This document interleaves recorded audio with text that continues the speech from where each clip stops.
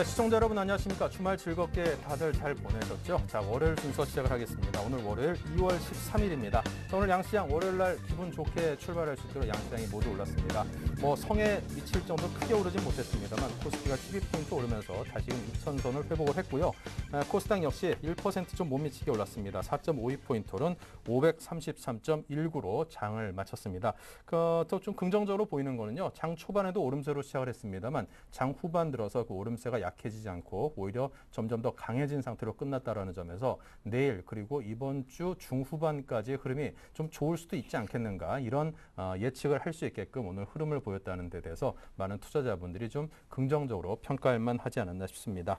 자, 요즘 들어서 주식시장이 이래저래 흐름이 나쁘지 않은 것 같습니다. 좀 좋다라고 느끼시는 분들도 있고요.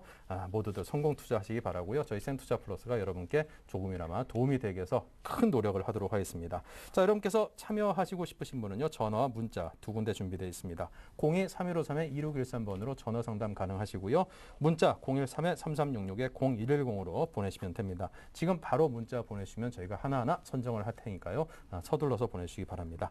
자, 먼저 증권사 종목 리포트 정리부터 하겠습니다. 또 시장에서 우리 증권사들 또 기관들이 관심을 두고 있는 종목들은 어떤 것인지 저희가 알아볼 수 있는 좋은 기회가 될 수 있지요. 동양증권의 김동공 대리를 연결하겠습니다. 안녕하십니까? 네, 안녕하십니까? 네, 자, 오늘은 어떤 종목들에 대한 말씀을 해주시겠습니까? 네, 첫 번째로 동부증권에서 발간한 삼성중공업에 관련한 레포트입니다. 장기 성장의 원년이란 제목의 레포트였는데요. 2012년 상반기에만 올해 수주 목표의 80% 이상을 달성할 것으로 전망이 됩니다. 삼성중공업은 2012년 수주 목표로 조선해양 125억 달러, 건설풍력 12억 달러 등 총 137억 달러를 제시를 하였습니다. 이미 해양설비 수주 한 건으로 27억 달러 상당을 인식하고 있고 상반기에만 두세 건이 추가가 기대됩니다. 옵션으로 LNG선 8척과 드르십 9척을 보유하고 있는데 상반기 중에 일부 발효가 예상이 됩니다. 올해 수주 목표의 80% 이상을 해양 생산 설비와 LNG선 그리고 드르십 등을 위주로 수주하여 상반기 중 달성 가능한 전망입니다. 올해 삼성중공업의 수주 차별화를 이끌 주요 제품은 당연 해양 생산 설비가 될 것입니다. 가시적으로 서아프리카, 러시아, 베트남, 호주 등지에서 추가 해양 생산 설비들의 수주가 기대됩니다. 브라질과 콩고에서도 수주 협상이 진행되고 있습니다. 최근 개별 생산 설비 발주 금액이 높아지는 추세로 한두 건의 수주만으로도 수조 원을 인식할 수 있어 2012년 수주 목표를 초과 달성하는 것은 어렵지 않은 전망입니다. 삼성중공업의 분기별 수익성은 일회성 요인이 없는 한 2011년 4분기 영업이익률은 5.5%가 바닥일 것입니다. 2011년 3, 4분기에 반영된 임금 인상 소급분과 상대적으로 높은 수준의 강제값이 올해 1에서 1분기 실적에는 소멸되거나 완화되어 긍정적으로 작용하기 때문입니다. 2011년에 수주한 LNG선 18척과 드릴십 10척에 대한 매출 인식은 2012년 중반부터 본격화되어 하반기에도 실적 개선 추세가 이어질 수 있을 전망입니다. 그리고 향후 9년간 연평균 성장률 11.6%를 구가할 것으로 전망이 됩니다. 삼성중공업이 창립 후 처음으로 애널리스트 대상 CEO 간담회를 지난 7일에 개최하며 20년 매출 360억 달러에 영업이익률 10%를 목표로 제시하였습니다. 연평균 성장률이 11.6%로 2002년부터 과거 9년간 연평균 성장률이 13.6%에는 다소 미흡하지만 어려운 대외 환경 아래 성장성 차별을 보여줄 수 있는 충분히 긍정적인 전망이었습니다. 아직 큰 방향성만을 나타낸 상향으로 유동적이긴 하지만 조선 부분에서 LNG FPSO, LNG 연료 선박을 해양 부분은 심해저 플랜트 사업을 그리고 기계 전기 부분은 해양 풍력과 로봇 사업에 더하여 중전기 발전기 모터 등을 신성장 동력으로 언급하였습니다. 특히 서브시 시장 규모는 FPS와 같은 바다 위 시설물 산업보다 규모가 2배에서 3배 정도 크고 육상과 얕은 바다 자원 고갈의 심화로 오일 매저들이 앞타워 심해저 개발에 나서고 있는 분야로 장기적인 전망이 밝습니다.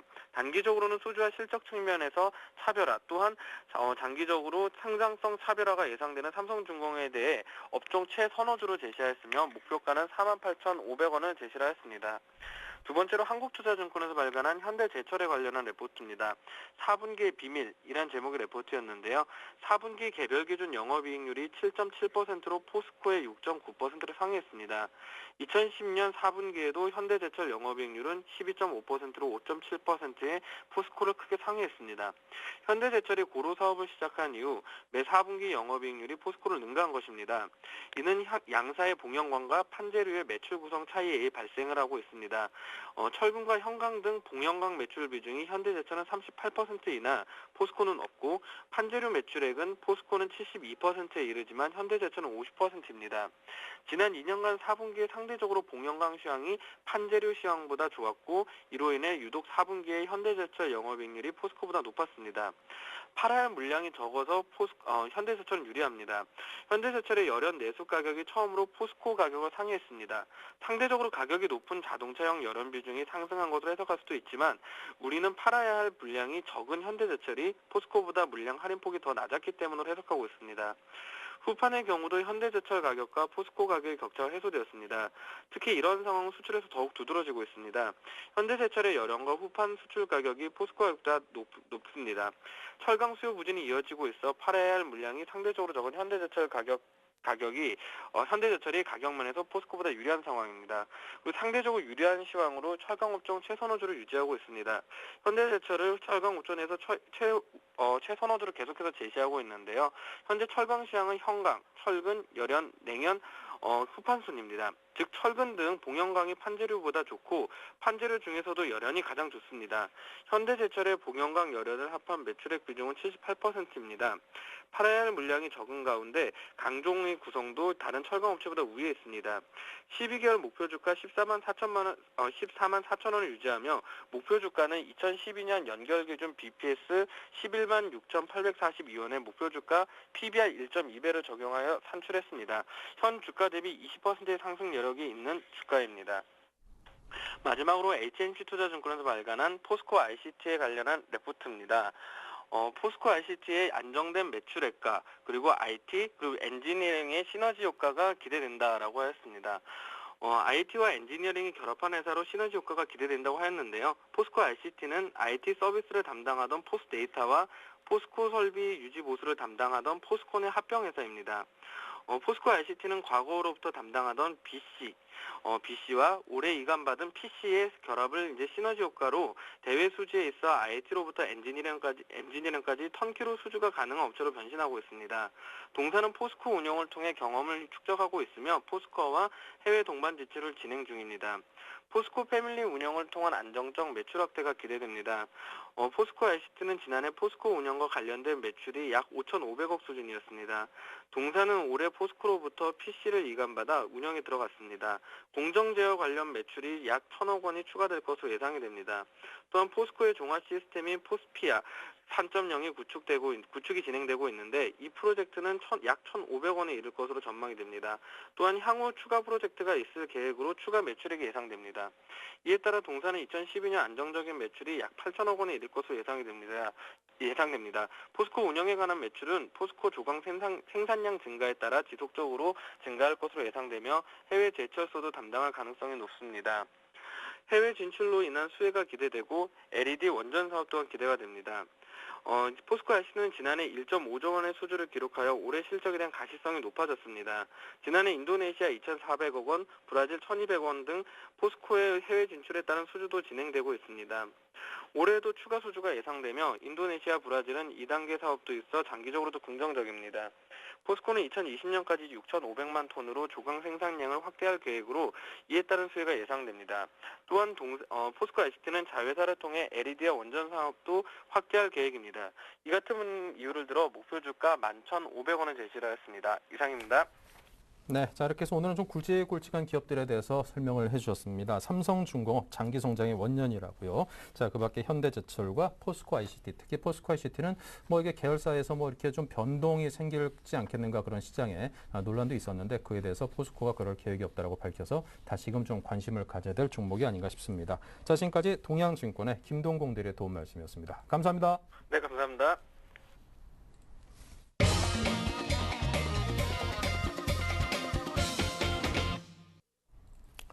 네, 자 지금부터 여러분께서 궁금하신 점들에 대한 답을 드리도록 하겠습니다. 벌써 부지런하신 분들 벌써 문자 상담 신청해 주셨는데요. 자 오늘 중으로 상담 꼭 받고 싶으신 분들께서는 지금 바로 문자 상담 신청을 해 주시기 바랍니다. 종목과 사신 가격, 비중 또는 이제 궁금하신 점 등등 상세하게 적어서 보내주시면 감사하겠습니다.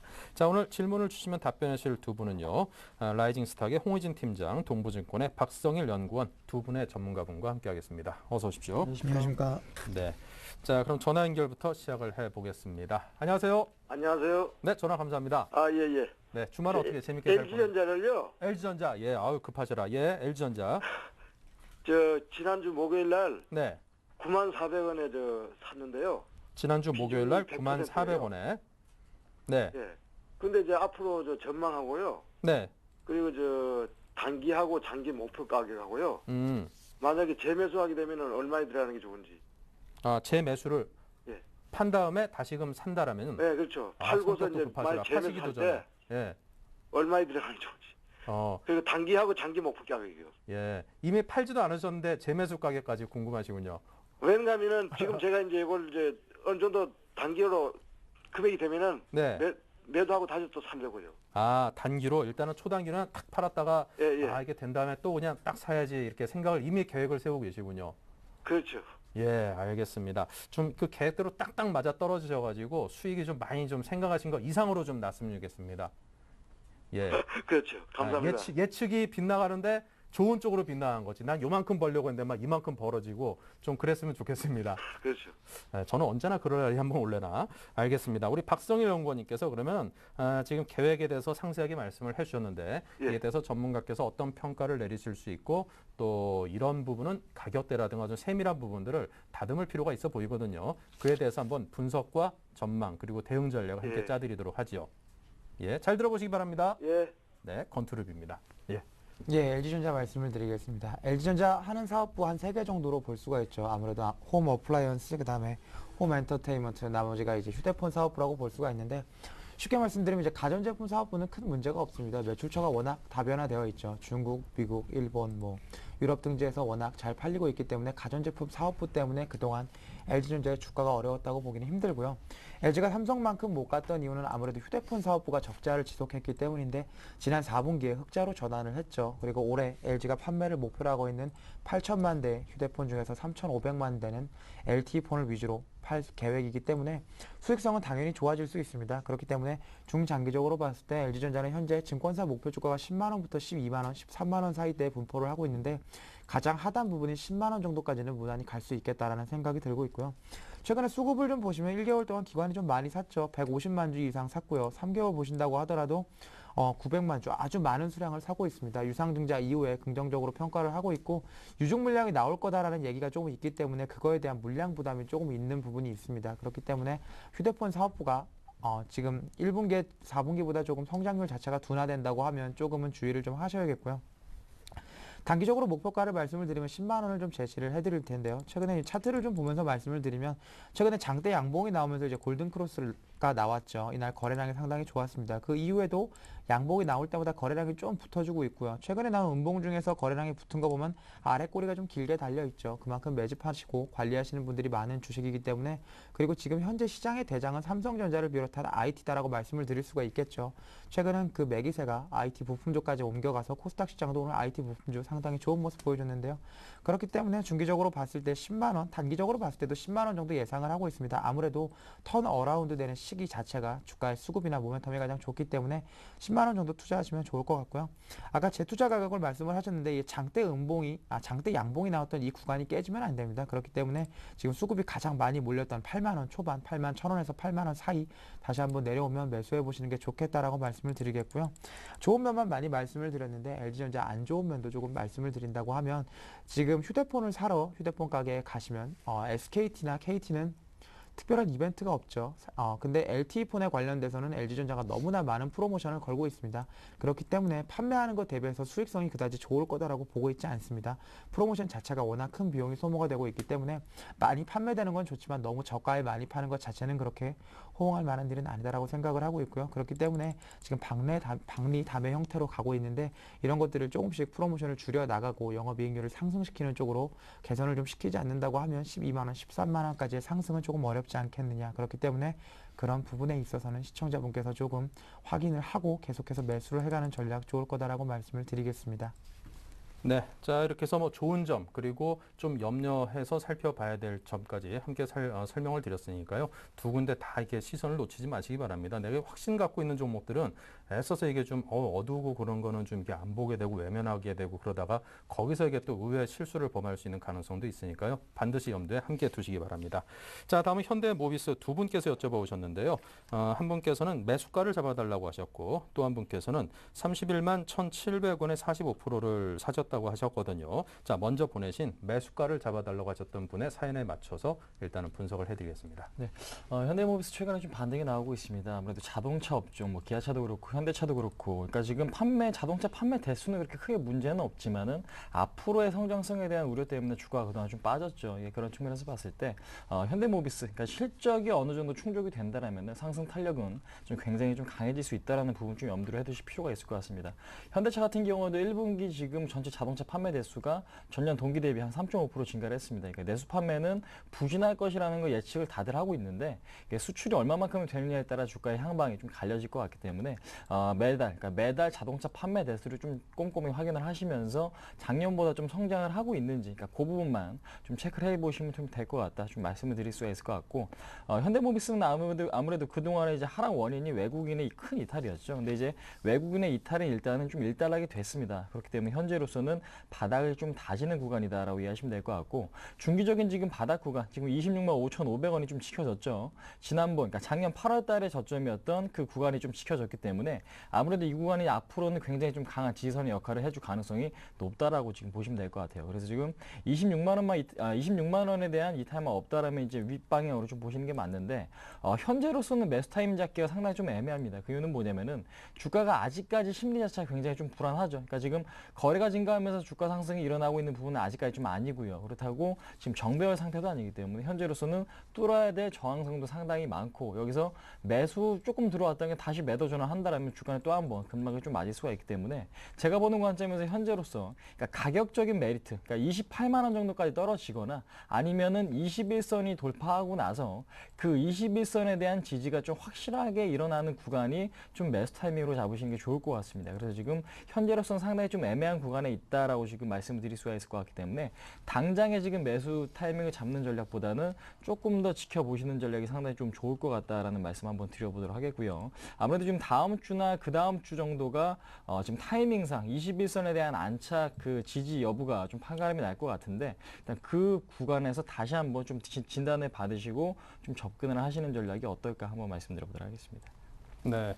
자, 다음은 웅진에너지입니다. 웅진에너지 8,100원에 30%인데 이거 1만 원 정도에 내가 매도할 수 있을까요? 하고 여쭤보셨습니다. 개인적으로는 이제 1만 원 정도에 매수하실 수 있다라고 생각을 좀 하고 있는데요. 웅진에너지 같은 경우는 이제 최근에 태양광 업황이 나쁘지가 않죠. OCI가 폴리실리콘 가격이 반등을 하면서 20만 원부터 30만 원까지 거의 50% 정도 급등을 했습니다. 작년에 이제 80불이었던 폴리실리콘 가격이 20불까지 하락을 하면서 OCI의 주가를 거의 3분의 1 토막을 냈는데, 지금 현재 상황에서 31불 정도 많이 반등을 했죠. 그렇기 때문에 OCI를 비롯해서 이제 웅진에너지 그리고 SDN이나 뭐 S에너지 등 많이 반등하는 모습을 보여주고 있는데, 그중에서 특히 웅진에너지 같은 경우는 웅진기업이 웅진코웨이를 매각하면서까지 집중을 하겠다라고 지금 말을 하고 있기 때문에 앞으로도 자금 측면에서는 지금보다 더 그룹사의 지원을 받을 수 있다는 측면이 긍정적으로 좀 부각이 되고 있고요. PR 보면 한 4,800억대, 영업이익이 200억대니까 24배 정도 내년에 나올 거라고 예상이 되고 있는데, 태양광 같은 경우는 워낙 웨이퍼나 뭐 인곳 가격 자체의 급등락 폭이 크기 때문에 예측을 하기가 쉽지 않습니다. 지금 현재 내년에 20배 정도 나올 거라고 해도 실제로 올해 해봤을 때 20배가 나올지 안 나올지는 가격을 봐야 하는 거죠. 그렇기 때문에 좀 조심스럽게 접근을 해야 되는 업황인 건 맞지만, 현재 업황이 턴어라운드 되고 있는 건 맞기 때문에 중기적으로 봤을 때 10,000원 정도, 200일 이평선을 뚫느냐 뚫지 못하느냐가 약간 문제가 되겠지만, 뚫는다고 하면 10,000원 정도 갈 거다라고 보고 있고요. 기술적으로 봤을 때 최근에는 이제 한번 대량의 물량이 기관을 중심으로 해서 한번 나왔죠. 아무래도 4,000원, 5,000원, 6,000원대 저가로 매수를 했던 기관들이 물량이 한번 나왔고요. 그 이후에 추가적으로 오늘 외국인을 비롯해서 기관이 조금씩 들어오는 모습을 보여주고 있는데, 태양광 업황 자체 그만큼 긍정적으로 보고 있죠. 특히 OCI를 기준으로 항상 말씀을 드리는데, 외국인이 연일 10만 주, 20만 주씩 아주 강한 매수세를 보여주고 있기 때문에 여기서 추세가 쉽게 꺾일 거다라고 판단을 하긴 조금 어렵고요.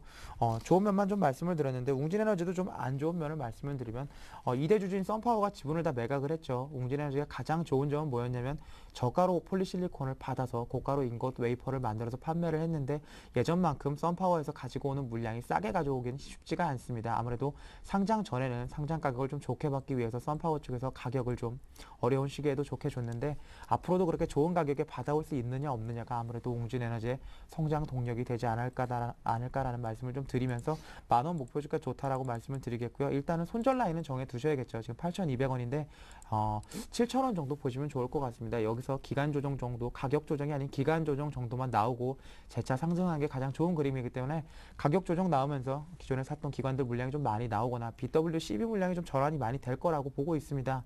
예전에 BW나 CB 사셨던 분들이 많기 때문에 앞으로 2, 3주 정도 보시면서 만원 못 간다고 하면 물량 부담도 조금 있을 수 있다는 것만 염두에 두시면 좋겠다라고 말씀드리겠습니다.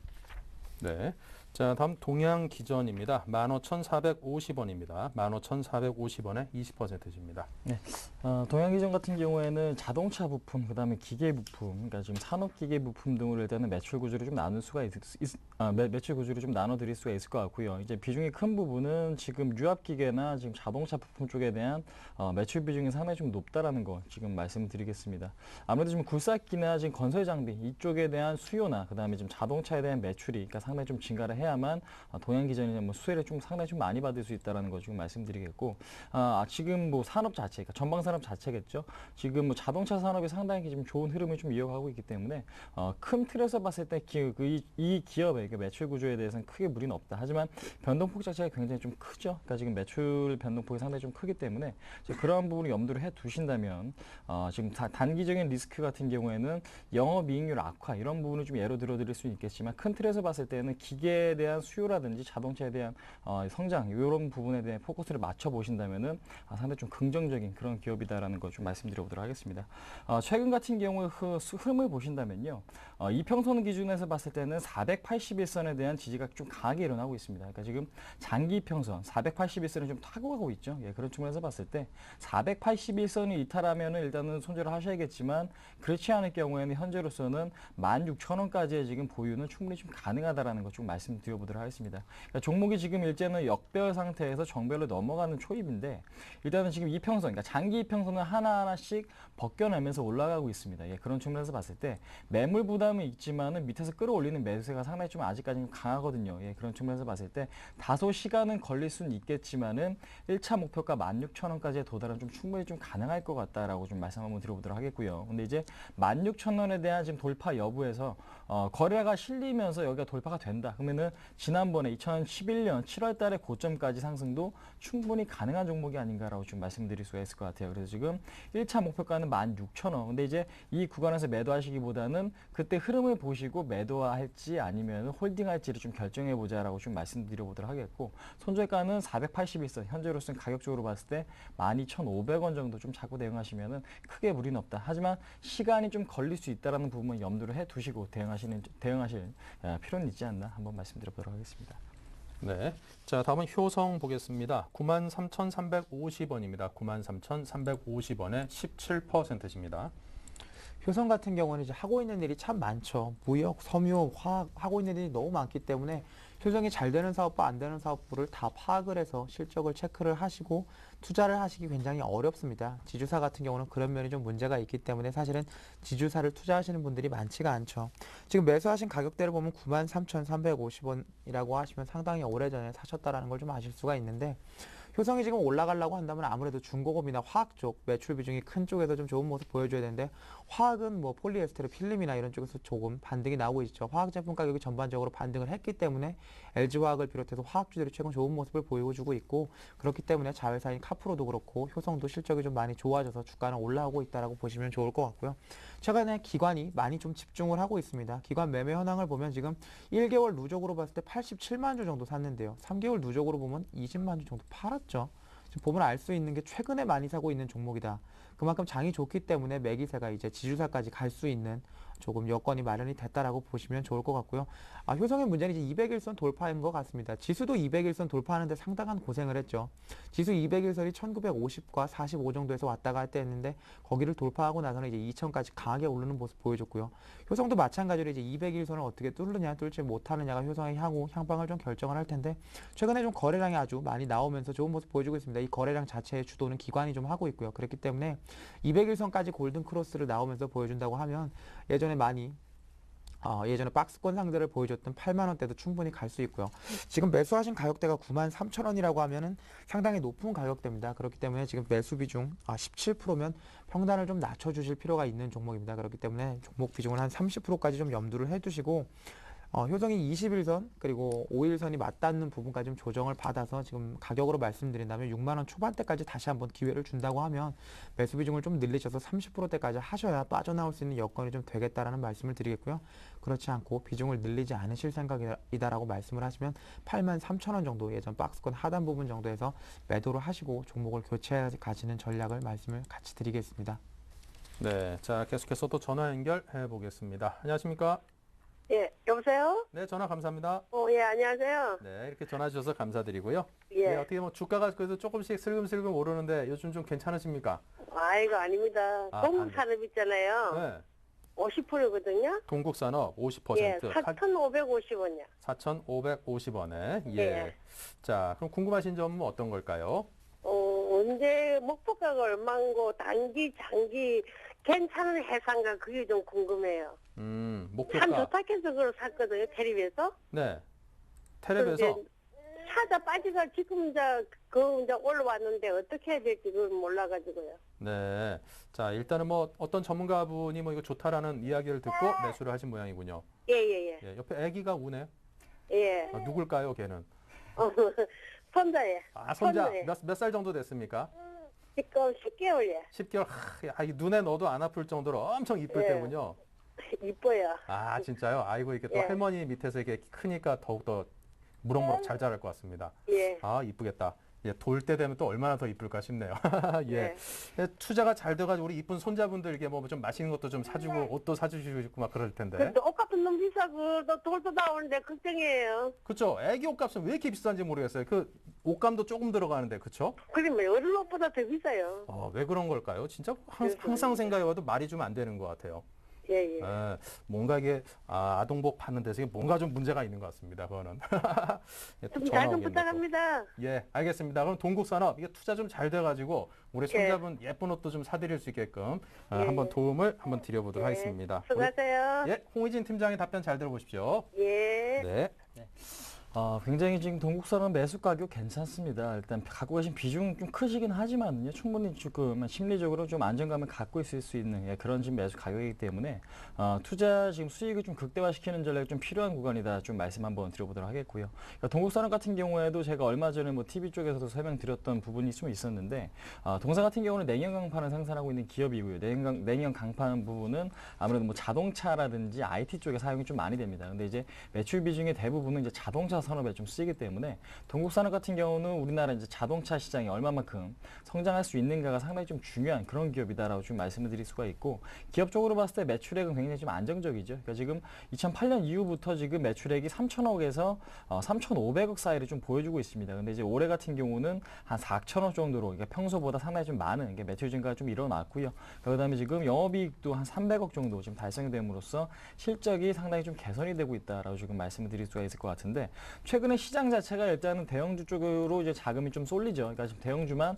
상승폭이 상당히 조금 지금 그러니까 지금 상승폭이 좀 몰리는 거 지금 확인하실 수가 있는데 서서히 이제 지난주 금요일부터 지금 오늘까지도 그러니까 지금 중소형주에 대해서도 일단은 실적이 좋은 기업이나 앞으로의 성장성이 있는 그러니까 그런 종목들 쪽으로 자금이 좀 유입되는 걸 확인하실 수가 있는데 그 중에 하나가 일단 동국산업이다라는 말씀 한번 드릴 수가 있을 것 같습니다. 때문에 동사 같은 경우는 저항선을 뚫어냈거든요. 그러니까 그동안에 때문에 상당히 좀 강했던, 그러니까 저항선이었죠. 이평선 기준으로 봤을 때는 481선. 그러니까 지금 HTS를 켜보시면은 481선을 돌파한 적이 지금 2008년 이후로는 한 번도 없었습니다. 그렇기 때문에 그만큼 상당히 좀 중요한, 그러니까 저항대다라고 지금 말씀을 드릴 수가 있을 것 같은데 그 저항대를 이번에 돌파를 했거든요. 예, 그런 측면에서 봤을 때 그 저항대 구간만 잘 지켜지면, 그러니까 주가 자체는 단기적으로 봤을 때 한 6,000원까지 상승을 좀 기대를 해볼 수 있을 것 같습니다. 근데 이제 첫 번째 넘어야 될 관문은 5,000원이기 때문에 5,000원이 돌파된다라면은 5,500원을 목표가를 좀 설정을 하시고요. 6,000원까지 제가 볼 때는 올해까지 충분히 6,000원까지 상승은 가능할 수도 있는 그런 종목이 아닌가라고 지금 말씀을 드릴 수가 있을 것 같습니다. 그래서 지금 1차 목표가는 5,000원, 2차 목표가는 한 5,500원 정도 설정하시면 될 것 같고, 그 다음에 지금 매도 가격 같은 경우에는 21선 기준으로 잡으시면 될 것 같아요. 그러니까 21선이 이탈이 된다. 그러니까 종가상으로 이평선 기준에서 봤을 때 21선이 이탈이 되면 일단은 좀 매도하실 필요는 있을 것 같다. 좀 말씀드려보도록 하겠습니다. 그 다음에 지금 기관이 11월 달부터 지금까지 계속해서 지금 매수를 좀 보여주고 있고요. 그 다음에 지금 최근에는 지금 포스코 12 물량, 그러니까 전환사채 물량이 큰 폭으로 좀 유입됐다라는 뉴스가 나오면서 급락이 좀 나왔는데, 아무래도 제가 보는 관점 전환가액이 굉장히 좀 높습니다. 5,000원 이상이기 때문에 5,000원 미만에서 팔 종목은 아닌 것 같아요. 그래서 지금 장기적인 관점으로 좀 바라보시고 21선이 이탈되지 않는다라면 제가 좀 전에 말씀드린 목표가까지는 무조건 홀딩하시는 그런 전략이 좀 맞을 것 같다. 한번 말씀드려보도록 하겠습니다. 네. 자, 그리고 우리 그 1177번님께서 지난주에 저희 센투자 플러스를 통해서 오로라 종목에 대해서 상담을 받고 오늘 많이 올라서 고맙습니다. 이렇게 인사 말씀 주셨습니다. 저희가 이렇게 좀 상담해 드린 보람을 느낍니다. 앞으로도 저희 센투자 플러스와 많은 시간 함께 해주시기를 부탁을 드리겠습니다. 앞으로 더 수익 더 내셔야죠. 자, 다음은 코라오 홀딩스입니다. 9,300원에 10%입니다. 예, 코라홀딩스를 가지고 계셨다는 것 자체가 이제 주식에 굉장히 관심이 많다는 걸 알 수가 있는데, 코라홀딩스 같은 경우는 얼마 전에 이제 모건 스탠리가 2대 주주로 올라서면서 하루 많이 급등을 했다가 차익 물량이 좀 나오는 모습을 보여줬습니다. 코라홀딩스는 이제 인도 차이나 반도의 중앙 부분에서 이제 라오스에서 이제 우리나라로 따지면 현대자동차라고 볼 수가 있겠죠. 각종 오토바이를 재조립하거나 신차를 판매하거나 뭐 보수하거나 이런 일을 좀 하고 있고, 최근에 이제 금융을 비롯해서 여러 곳 진출을 좀 하고 있는데, 코라홀딩스는 이제 오세영 회장님께서 굉장히 좋은 분이시죠. 작년에는 이제 대주주와 소액주주 차등 배당을 하고, 올해는 본인은 받지 않고 그냥 소액주주들만 배당을 할 만큼 CEO가 굉장히 믿음을 많이 사고 있습니다. 그런 면이 모건 스탠리에서 상당히 어필을 했고, 모건 스탠리가 2대 주주가 되는데 기여를 하지 않았냐라는 생각을 좀 하고 있고요.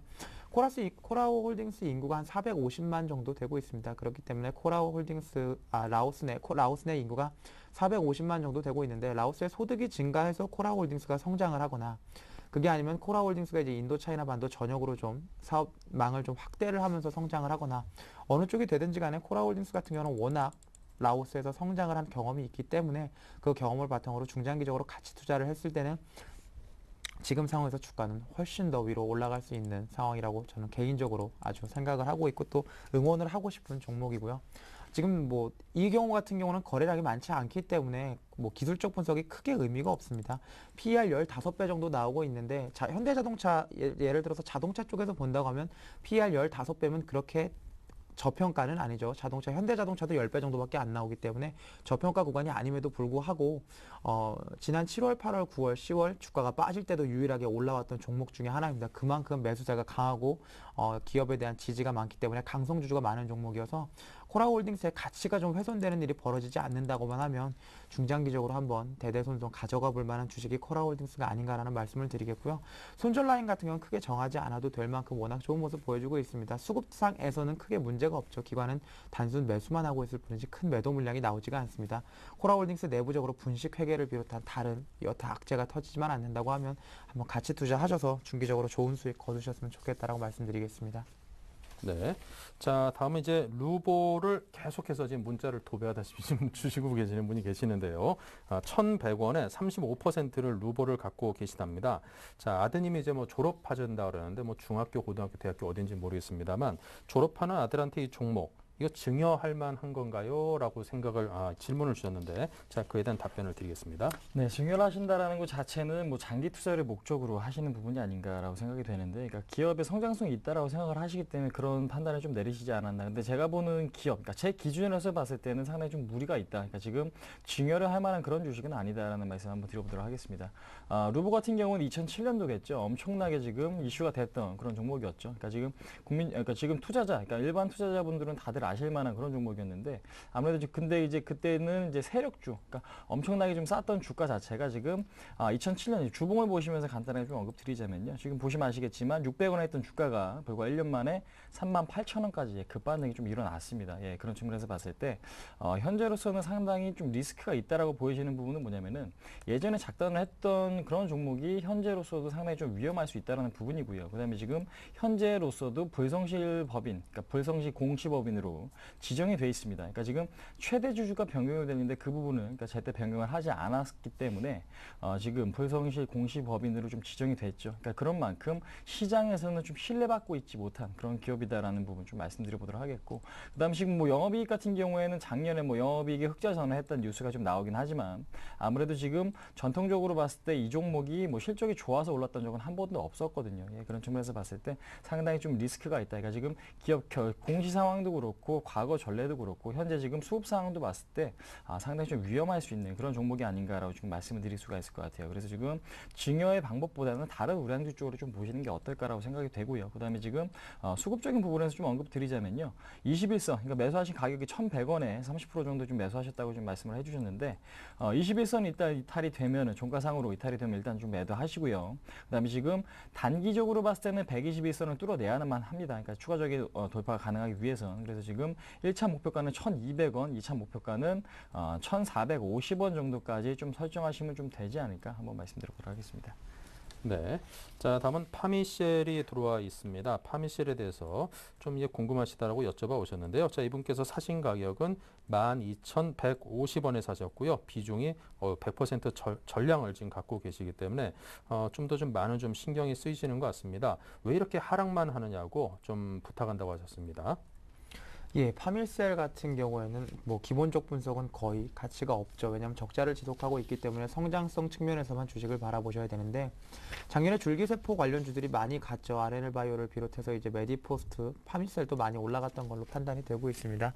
기업의 가치보다는 성장성 측면에 많은 베팅을 했다라고 예상이 되고 있고, 개인들을 위주로 해서 올라갔기 때문에 최근에 개인들이 테마주를 이제 줄기세포나 바이오 쪽에 많이 집중을 하지 않고 정책이나 정부 테마주 쪽으로 넘어가면서 주가는 계속해서 빠지는 모습을 보여주고 있는데, 아무래도 테마주 순환매 측면에서 줄기세포가 다시 한번 올라가지 못한다고 하면 파미셀은 당분간은 좀 지지부진할 확률이 높습니다. 줄기세포 치료제 임상 3상 그리고 간경화 치료제 등에 대한 기대감이 아무래도 남아있기 때문에 직전 저점이었던 8,000원대를 깨고 내려가기는 좀 쉽지 않습니다. 테마가 죽지 않고 살아있기 때문에 8,000원대를 깨고 내려가기는 어렵지만, 여기서 다시 한번 급반등하기에는 뭐 젠백스, 후너스를 비롯해서 바이오 쪽엔 움직임이 좀 좋지가 않죠. 그나마 횡보 정도 유지해주고 있는 젠백스나 후너스 정도 볼만하고, 나머지 메디포스트 같은 경우는 이제 대주주랑 임원이 조금씩 매도를 하는 아주 큰 악재까지 겹치고 있고, 파밀셀이나 RNL바이오 같은 경우도 아직 실적 측면에서 신뢰도를 주지 못하고 있죠. 올해는 실적이 조금 작년보다는 나아졌음에도 불구하고 내년에 더 나아진다고 하는데도 그런 거에 대한 믿음을 기관이나 외국인들에게 주지 못하고 있기 때문에 지금 파밀셀 같은 경우는 역배열 상태가 된 상황에서는 크게 기대를 하기는 어렵다. 테마가 붙어주는 것 같은 경우는 알 수가 없죠. 그렇기 때문에 결국은 8,000원 손절 라인을 잡고 깨지면은 그냥 과감하게 이 종목은 안 하시겠다고 보시는 게 맞고, 그렇지 않고 테마에 대한 기대감이 남아 있어서 반등이 가능하다라고 말이 나온다고 하면 한번 들고 가보실 만하다라고 말씀드리겠고요. 일단은 기술적 측면에서 한번 말씀을 드리겠습니다. 기술적 측면에서 한번 보면 장대 음봉이 나오고 있죠. 그 이후로 이제 음봉이 나오는 날마다 보시면 거래량이 상당합니다. 지금 마지막 음봉이 나왔던 날만 보더라도 상당한 거래가 됐죠. 다행인 거는 이날 아래 꼬리가 좀 달렸고 그 이후 양봉에서 다시 한번 거래량이 좀 터져주고 있기 때문에 저점을 조금 지지를 하려는 세력들이 있다라는 것 정도 판단이 되고 있습니다. 단기적으로 반등을 한다고 하면 11,000원 정도 이평선에 모여있는 구간까지 반등이 가능하겠고요. 그 이후로 반등 이후로도 끌고 가려고 한다면 아무래도 개인 큰손 아니면 테마 쪽에 좀 붙어줘야 되기 때문에 비중을 좀 11,000원에서는 줄이고 다른 종목으로 수익을 내시면서 기다리시는 게 조금 현명한 전략이 아닌가 말씀을 좀 드리겠고요. 손절 라인 8,000원 확실히 지켜주시면 좋겠습니다. 네, 손절 라인에 대해서 당부를 드렸으니까 그 부분에 대해서 반드시 꼭 기억해 두시기 바랍니다. 자, 저희 1104번님께서 두 분 너무너무 차분하게 이게 진행 잘 하신다고 이렇게 사람 3명인데 아마 저 빼고 양쪽 두 분만 말씀하신 것 같은데 저도 사람인데 좀 서운합니다. 예. 자, 다음은 세명 전기입니다. 6,370원에 사셨고요. 30%를 갖고 계시는군요. 네, 일단 세명전기 같은 경우는 일단 테마주로 보시는 게 맞습니다. 그러니까 테마주라는 것은 어떤 테마가 좀 부각이 된다라면 급등하는 성향이 좀 있죠. 근데 이제 현재로서는 그 부분을 예측하기는 상당히 좀 어렵지만은 현재로서는 상당히 좀 긍정적인 모양을 좀 띠고 있다. 그러니까 세명전기 같은 경우는 철도 테마로 좀 분류가 되고 있죠. 뭐 최근에는 뭐 터키 관련, 터키 철도 관련해가지고 다시 한번 좀 부각이 되는 흐름이 좀 나타나는데 일단 가장 중요한 건 수급입니다. 그러니까 지금 테마가 부각이 된다고 하더라도 매수 주체가 얼마만큼의 매수를 해주는가에 따라 그 테마가 강해지느냐 약해지느냐 조금 판가름이 좀 나기 때문에 현재로서는 수급 상황이 무엇보다 좀 중요하다라는 걸 조금 기억하실 필요가 있을 것 같습니다. 일단은 세명전기 보시면요, 지금 저점이 높아지면서 고점은 일정한 형태로서, 그러니까 지금 주가 흐름이 그동안은 흘러왔죠. 그러니까 작년 7월 달부터 지금까지, 그러니까 지금 6,000원에 대한 저항이 계속해서 좀 부딪혀 왔지만은 현재로서는 그 부분을 뚫어냈습니다. 그만큼 앞으로의 상승에 대한 기대감이 상당히 좀 높은 시점이다라고 지금 말씀을 드릴 수가 있을 것 같은데, 여기서 이제 그동안의 저항선을 뚫어냈기 때문에 그 저항선은 지지선 역할을 할 수밖에 없죠. 그래서 지금 그 지지선의 역할을 하고 있는, 그러니까 6,000원 가격대가 종가상으로 이탈이 되지 않는다라면 일단은 윗방향으로 보시는 게 맞습니다. 그래서 지금 현재로서는 6,000원을 손절가로 잡으시면 될 것 같고요. 그 다음에 지금 시장은 오르는데 내 종목 왜 떨어지냐라는 불만을 갖고 계시기보다는 현재로서는 단기적인 급반등이 충분히 나와줄 수 있는 그런 탄력이 좋은 종목이기 때문에 6,000원 이탈을 하지 않는다라면 1차 목표가는 7,000원까지 좀 바라보시는 게 좀 맞을 것 같습니다. 그래서 지금 1차 목표가는 7,000원이지만 매수 거래량에 따라서 목표가를 좀 달리할 수도 있기 때문에 그 부분을 좀 염두해 두실 필요가 있을 것 같다. 그래서 지금 손절가는 6,000원, 1차 목표가는 7,000원, 그 다음에 7,000원 구간에서 일단은 덥석 매도하시는 전략도 물론 좋긴 하겠지만은요, 수익을 극대화하실 생각이 있으시다면은 아무래도 매수 거래량이 좀 강할 경우에는 홀딩하시는 관점도 상당히 좀 좋지 않을까 한번 말씀드려보도록 하겠습니다. 네, 자, 계속해서 또 전화 연결하겠습니다. 안녕하십니까? 안녕하세요. 여보세요? 네, 전화 주셔서 감사합니다. 잘 들립니다. 네, 수고하십니다. 네, 감사합니다. 네, 저는 TV 안 보고 있고 나와서 있거든요. 그러세요? 예, 그럼 이게 전화로 설명을 좀 들으셔야겠군요. 네네. 네, 이따가 그 답변 드릴 때 좀 차분차분 좀 천천히 말씀드리라고 부탁을 드리겠습니다. 네. 네, 자, 종목과 그리고 사신 가격 비중 알려주십시오. 예, 디바코전자요. 디바코전자? 예, 이름을 조금 잘못 알고 계시는 거 아닐까요? 거기서 봐. 아비코전자라는 회사는 있는데. 자비코전자. 예, 아비코전자. 아비코전자. 예, 이름이 좀 헷갈립니다. 예. 예, 아바타가 아닌 건 아비코전자. 아닙니다. 예, 아비코전자. 예, 가격과 비중. 6,000원에 14%요. 6,000원. 한 달쯤 됐는데요. 6,000원에 14% 정도? 네. 알겠습니다. 자, 이 궁금하신 점은 어떤 걸까요? 그게 조금 올라가다 내려가다 계속 그래가지고 지금 14%쯤 손실되고 있는데 네. 그게 지금 손절을 해야 될 건지 언제쯤 저기까지 올라갈 건지 그게 네. 궁금했어요. 사신 거는 지난 연말 아니면 연초 정도에 사셨나 보군요. 가격을 보니까. 예, 한 1월 15일경에 산 것 같아요. 연초에 사셨고요. 자, 네, 오늘 네. 5,110원에 끝났는데 일단 15% 정도 손실 나 있는 종목. 자, 그럼 이제 네. 아무래도 다시 상승 쪽으로 방향을 틀 수 있을런지 그게 가장 관심사시겠군요. 예, 그게요. 알겠습니다. 자, 그럼 우리 박성일 연구원님께서 아비코전자 과연 상승으로 전환할 수 있을런지 그 답변 천천히 드릴 테니까요. 그 전화기로 좀 잘 들어보시기 바랍니다. 네. 네, 감사합니다. 예, 제가 IT 부품주에 대한 질문을 받을 때마다 드리는 말씀이고 오늘 오전에도 이런 말씀을 드렸던 것 같은데, 예를 들면 이제 아비코전자가 실적이 앞으로 좋아질 거냐라는 측면에서 봤을 때 삼성전자가 아무래도 물량을 많이 발주를 해야겠죠. 전력을 유지하는 인덕터를 만드는 아비코전자 같은 경우에는 휴대폰이든 가전제품이든 일단 삼성전자의 매출이 늘어나야 본인의 매출이 늘어날 수 있습니다. 근데 중요한 건 그 사이에 이제 삼성전기나 삼성 SDI가 있죠. 얘네한테 일단 부품을 다 공급을 하고요. 그렇게 해도 수요가 좀 남는다고 하면 이제 아비코전자를 비롯해서 무슨 SFA니 이렇게 작은 종목들한테 실리콘웍스는 이렇게 쭉 나눠주는 구조인데, 그렇기 때문에 중소형주는 실적 성장세가 나올 수 있는 구간이 굉장히 짧습니다. 그 구간에 들어가서 나오지 못한다고 하면 당분간 고생을 해야 되는데, 지금 보시면 스마트폰 판매량이 증가를 하기 시작하면서 아비코전자가 3,000원부터 6,000원까지 2배 정도 올랐죠. 이 짧은 구간 동안은 수익을 실현을 못하시고 가장 높은 구간에서 지금 들어가셔서 이제 횡보 구간으로 들어가는 구간이 나오셨는데 여기서 주가가 더 갈지 못 갈지는 경기를 보면 알 수가 있겠죠. 지금 현재 삼성전자에서 출하되는 물량이 삼성전기가 소화를 못할 만큼 넘쳐나서 중소형주까지 넘어오겠느냐라고 판단을 해보면 그러기 쉽지 않다는 걸 알 수가 있습니다. 그렇기 때문에 중기적으로 봤을 때 아비코전자의 주가 방향은 좋게 봐줘도 박스권 정도로 보시는 게 맞을 것 같고요. 그 박스권이 지금 형성되는 과정에서 하단 부분은 한 4,750원부터 5,000원 사이로 좀 확정이 돼가는 모습을 보여주고 있고 상단 부분을 6,400원으로 될지 안 될지는 기간이 좀 더 지나봐야 합니다. 그렇기 때문에 여기서 섣부르게 매도를 하시는 건 조금 어렵겠지만 4,750원부터 5,000원 사이의 매물대에서 지지를 받지 못한다고 하면 과감하게 지금 매도를 하고 나오시는 게 차라리 중소형주 할 때는 낫고 이 과정에서 이걸 매도를 하고 전기나 SDI 쪽으로 가는 게 맞다라고 말씀을 드리겠고요. 그렇지 않고 아비코전자가 여기서 한 번 더 반등을 해서 6,000원까지 온다고 하면 박스권 상단 부분이니까 감사합니다 라는 말씀을 드리면서 함께 파시는 게 맞다라고 말씀드리겠고 기술적 분석 측면에서 잠깐 보면 장대 음봉이 나온 이후로 쭉 거래량이 줄면서 지금 빠지고 있는데 그 이후로 장대 양봉이 나올 때마다 거래량이 좀 붙어주고 있죠. 아직은 기대 심리가 좀 남아 있습니다. 기관이 아닌 개인을 중심으로 기대 심리가 좀 남아 있기 때문에 한 번 더 반등할 수 있는 여지가 있지만 그 반등 폭도 지금 5,400원에서 5,500원 이내로 보시는 게 좋을 것 같습니다. 아무래도 첫 번째 많이 수급을 좀 일으켜서 올려 붙였던 세력들 같은 경우에는 지금 계속 거래량을 줄이면서 빠져나오고 있는 모습이 보여주고 있기 때문에 5,500원 정도까지 한번 해서 비중을 좀 줄이시는 전략 좋을 것 같고요. 그렇지 않다고 하면은 아무래도 경기가 좋아질 때까지 장기 투자를 하신다고 하면 인덕터 같은 경우는 아무래도 전자제품에 필수적으로 들어갈 수밖에 없는데 아주 길게 1, 2년 장기 투자를 하신다고 보면 주가는 지금보다 더 좋아질 수가 있습니다. 주봉이나 월봉을 보시면 8,000원대까지 간 적이 있죠. 삼성전자의 주가가 지금 신고가 행진을 계속 할 것이다라고 올해도 예정이 되어 있기 때문에 내년까지 들고 가신다고 하면 8,000원도 보실 수가 있겠지만 단기 트레이딩 관점에서 봤을 때는 지금 현재는 약간은 기간이나 가격 조정 측면에서 보시는 게 맞다라고 말씀드리겠습니다. 네. 자, 계속해서 다음 종목은 나우콤이 들어와 있습니다. 12,700원에 30%. 기관도 좀 파는 것 같고 이 가격도 계속 하락하는 듯 싶은데 무슨 문제라도 있나요? 하셨습니다. 네.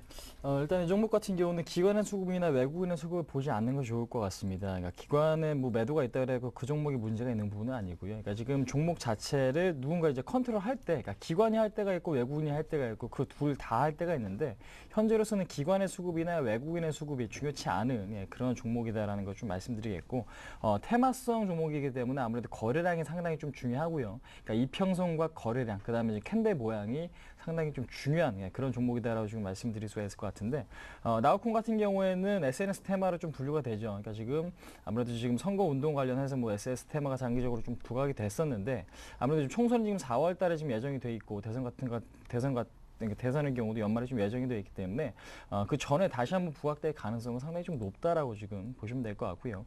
그렇기 때문에 현재로서는 우려감은 물론 있긴 하지만은 앞으로 한번 좀 튀어질 수 있다라는 기대감도 있는 그런 종목이 아닌가 좀 말씀드려보도록 하겠습니다. 그러니까 차트 흐름 보시면은 쌍봉의 흐름을 보이고 있죠. 그러니까 지금 일단은 지난번에 고점 1월달에 고점을 이번에 돌파 시도가 나왔지만 넘지 못했어요. 그러니까 지금 단기적으로 이격도가 상당히 좀 많이 벌어져 있었기 때문에 이격도가 많이 벌어져 있으면 주가가 급등한 게는 상당히 조금 좀 제한적입니다. 그래서 지금 현재로선 가격 조정보다는 기술적인, 그러니까 기간 조정을 거칠 가능성이 상당히 좀 높다. 그래서 지금 가격이 여기서 폭발적으로 급등할 가능성보다는 옆으로 좀 흐를 가능성이 조금 더 높다라고 이해를 하시면 될 것 같은데요. 그러니까 지금 제가 보는 관점에서는 만원선, 그러니까 지금 만원선만 이탈하지 않는다라면은 1차 목표가 15,000원까지 홀딩하시는 건 좀 바람직한 현상이 아닌가 지금 말씀드릴 수가 있을 것 같아요. 그래서 지금 손절가는 10,000원 좀 잡으시면 될 것 같고요. 그다음에 1차 목표가는 13,000원, 그다음에 2차 목표가를 한 15,000원까지 설정하시는 게 상당히 좀 좋을 것 같다라고 좀 말씀드리겠고 나우콤이 영위하고 있는 사업이겠죠. 뭐 게임 사업이라든지 지금 아프리카 TV, 특히 이제 아프리카 TV 같은 경우는 굉장히 좀 안정적으로 좀 매출이 좀 발생하고 있기 때문에 이 종목 같은 경우는 성장성이 훨씬 더 좋은 기업이다. 근데 이제 단기적으로 봤을 땐 테마성으로 움직여주기 때문에 시장이 올라도 안 오를 가능성을 좀 염두에 두시고 대응할 필요는 있을 것 같다. 한번 말씀드려보도록 하겠습니다. 네, 자 이렇게 해서 오늘 종목 상담은 여기까지 하도록 하겠습니다. 자, 도움 받으셨다는 분들께서 이제 감사 문자 주시고 그러는데요. 자, 그런 문자 받을 때마다 저희가 더 열심히 하겠다는 그런 생각이 듭니다. 앞으로도 많은 참여를 해주시고 저희가 그에 따른 답변을 많이 드리도록 노력을 하겠습니다. 자, 오늘은 홍의진 팀장, 박성일 연구원 두 분과 함께했습니다. 감사합니다. 감사합니다. 네, 잠시 조정은 받긴 합니다만 그런대로 연일 그래도 좀 상승세를 잃지 않은 그런 증시를 보이는 것 같습니다. 더군다나 2000선의 재탈환에 대해서 꾸준히 시장에서 시도를 하고 또 좋은 결과들을 내고 있는 것이 상당히 눈에 띄는데요. 우리 투자자분들 큰 흐름 놓치지 마시고 너무 섣부른 대응으로 나중에 후회 남기는 그런 투자도 가급적이면 하지 않도록 잘 대응해 보시길 기대하겠습니다. 자, 2월 13일 월요일 순서 마칩니다. 감사합니다.